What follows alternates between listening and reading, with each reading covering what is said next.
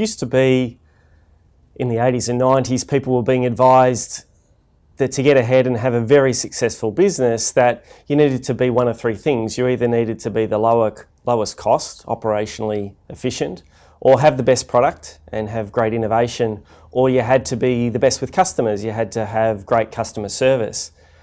But things have changed a little bit now. You've got the likes of Amazon and Netflix entering new markets, and they're doing something a little bit different. When they enter, they're actually the lowest cost.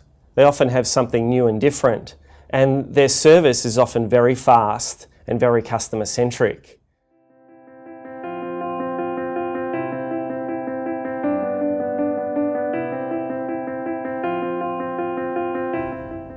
So the question becomes, how can we access this market innovation?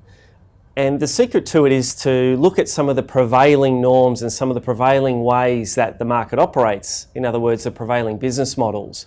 And then to look at our own business models and work out how we might be able to do some new ones, essentially. So your business model is a combination of the asset that you have. So what's your income generating asset? And try to identify what that is that brings you the money. And then what is the activity behind the sale of that asset?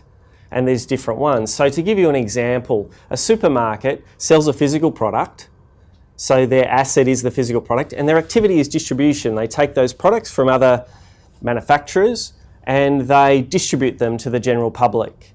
A manufacturer, on the other hand, has an asset of the same physical product. That's what they make, that's what they sell, but they create that physical product. They don't distribute it, they sell it.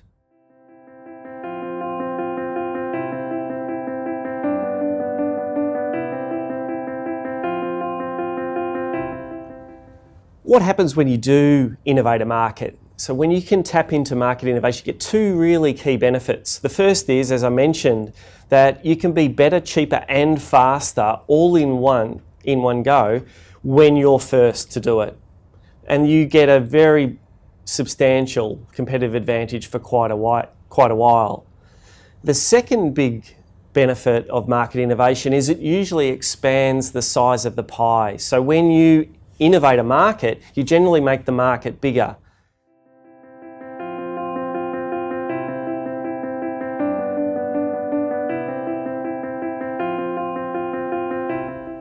In Australia, businesses have spent quite a number of decades focused on optimisation and efficiency and going down the experience curve, so that with more time and more production and more service delivery, there's been a focus on making that improved and cheaper. And that type of company innovation that I mentioned earlier has been a big flavour.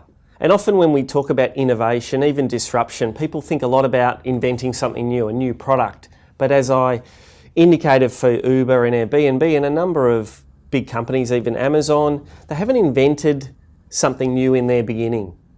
So as Australian businesses enter this digital revolution age, there's a need to focus a lot more on different types of innovation.